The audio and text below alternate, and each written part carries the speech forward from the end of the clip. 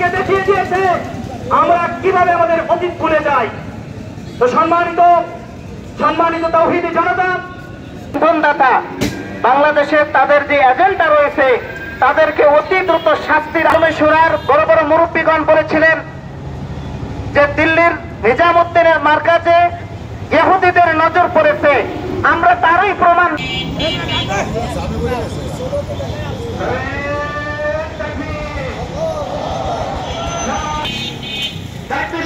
কর্মকর্তারা নেতাবৃন্দরা এখানে উপস্থিত হয়েছেন, আর অন্যান্য সকলে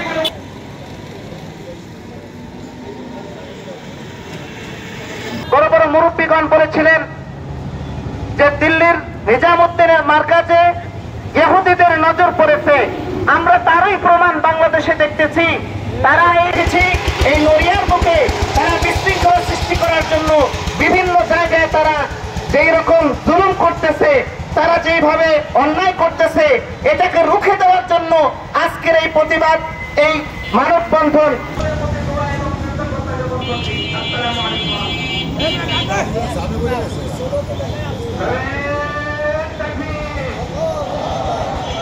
উপস্থিত হয়েছি, আপনারা সবাই জানেন চক্রান্ত করতেছে বাংলার মুসলমানদের কিভাবে ডিভাইডেড করা যায়, তা প্রতিহত করবে ইনশাআল্লাহ। এমনি বলে এই ধরনের সাতপন্থী চক্রান্ত সংস্কৃতি। আল্লাহ হাফেজ ওয়া আখির দাওয়ানা আলহামদুলিল্লাহ। হকের ব্যাপারে কোন বাতিলের সাথে, সে যদি বাতিল আমার পিতা হয় তারপরে তার সাথে আদাব করা যাইবে না, ঠিক না বেঠে?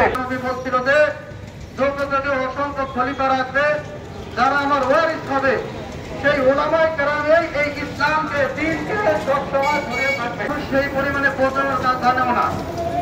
আমি যদি আপনাদেরকে বলি যে এই নড়িয়া উপজেলায় যদি আপনারা জানতে চান, নড়িয়া উপজেলায় মাত্র এক বিশ্বতাহারা এক একজনে আমাদের বর্ণনা অনুযায়ী এক একজনের রাস্তা আহত এবং নিহত হয়েছে। এটা আমরা তিনজন কখন আর মাথা নাড়া দিতে না পারে আল্লাহ আমাদের সুন্দরকে বোঝার মতো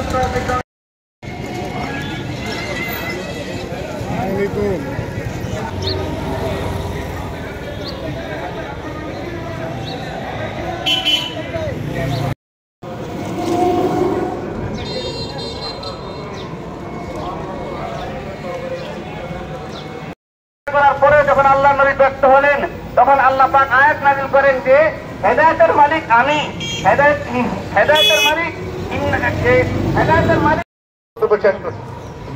আলহামদুলিল্লাহ। সম্মানিত উপস্থিতি, আলহামদুলিল্লাহ আমরা দেখতে পাচ্ছি আমাদের এই অবস্থান কর্মসূচি মানববন্ধনের লোকে লোকারণ্য হয়েছে।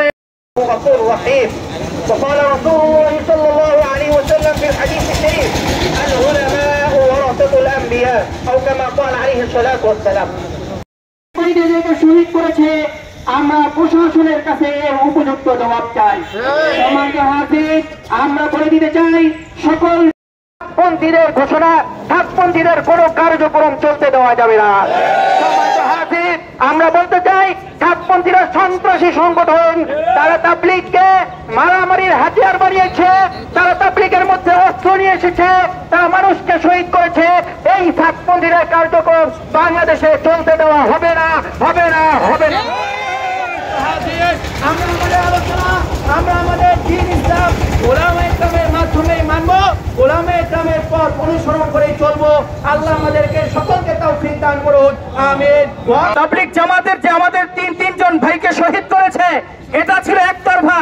রাত্রের গভীর আঁধারে এই চারজন ব্যক্তিকে তারা হত্যা করেছে, কিন্তু আমাদের উপর হামলা করেছে। আমি শুধু এই কথাটুকুই বলবো যে আল্লাহ রাসূল সাল্লাল্লাহু আলাইহি ওয়াসাল্লাম বলেন, আল উলামা ওয়ারাসাতুল আম্বিয়া, ওলামায়ে কেরামগণই হলো একমাত্র আল্লাহ রাসূলের ওয়ারিস। কোন সাধারণ মানুষ আল্লাহ রাসূলের ওয়ারিস নন। এই জন্য আমরা যারা তাবলীগ করবো, আমরা যারা দ্বীনের পথে চলবো, আমরা অবশ্যই ওলামায়ে কেরামকে অনুসরণ করবো। আমরা কোনো ভ্রান্ত ওলামাকে আমরা অনুসরণ করবো না। শত শত ওলামায়ে কেরাম পথভ্রষ্ট হইতে পারে না। একজন সাদে আমি পথভ্রষ্ট হইতে পারে, কিন্তু হাজার হাজার লক্ষ লক্ষ ওলামায়ে কেরাম কখনো পথভ্রষ্ট হইতে পারে না। আমরা মুসলমান ছিলেন, কথা বলে ঠিক নেবেছি, তো মুসলমান ছিল কিন্তু হত্যা করে সে বলেন নাই, কত বলেন ঠিক করে ঠিক। সুতরাং আজকে যারা ওলামায়ে কেরামদেরকে হাত তুলেছে,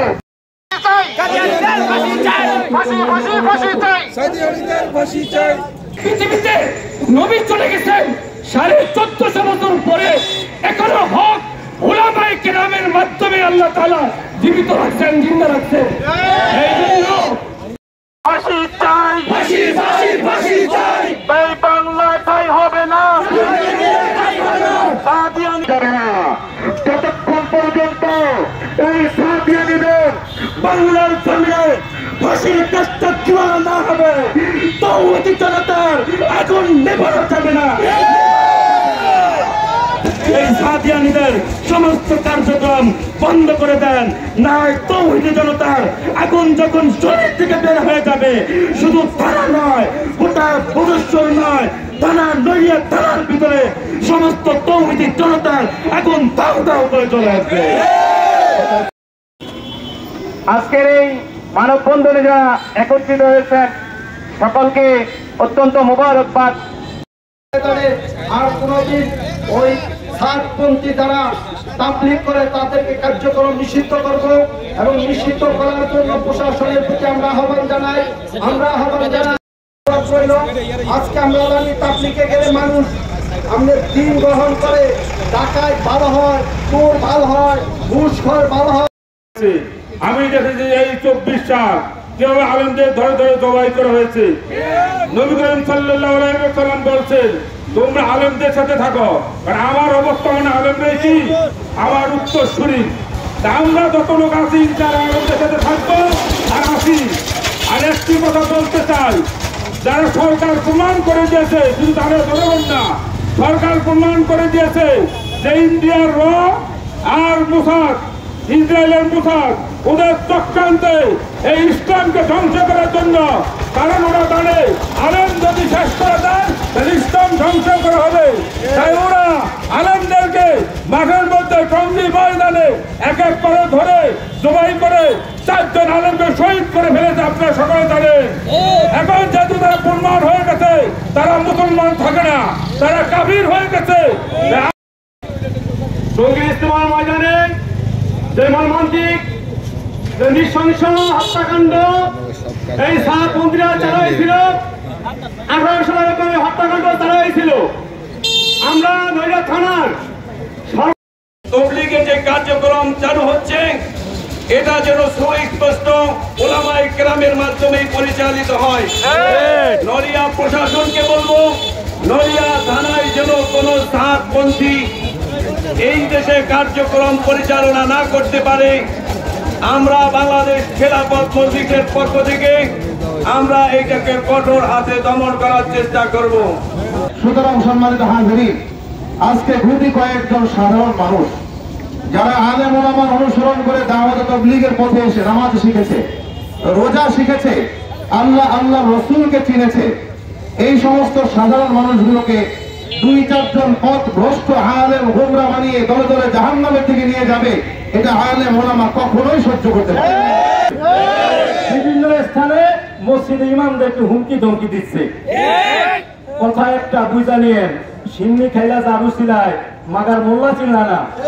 মোল্লা যদি আমাদের চিনাইতে হয় তাহলে অবস্থা কিন্তু ভয়াবহ দিকে যাইব।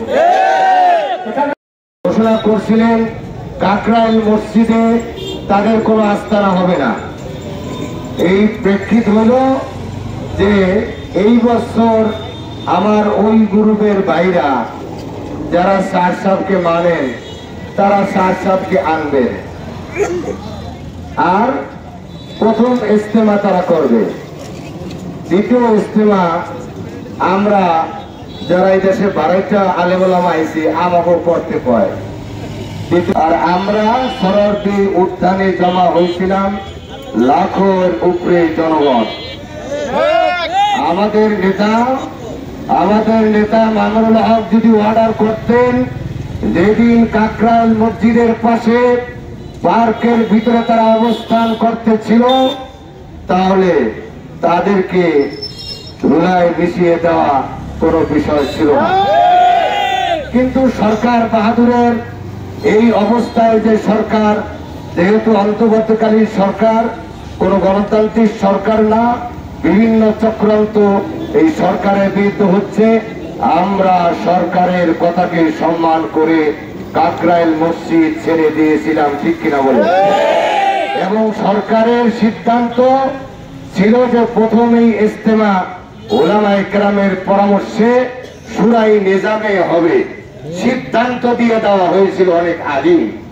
তাহলে শুরাই নিজামের উলামায়ে কেরাম তারা স্বাভাবিকভাবেই ইজতেমার কাজকর্ম করবে, যেখানে লক্ষ লক্ষ মানুষের জমায়েত, সেখানে তো ইজতেমার প্রস্তুতির কাজ তো করতে হবে, কি বলে, ঠিক কিনা। সেখানে ইজতেমার প্রস্তুতির কাজ করে দেশের জেলায় জেলায় কোন আন্দোলনকে স্তব্ধ করে দেওয়ার আপনাদের কোন শক্তি নেই। আমি আপনার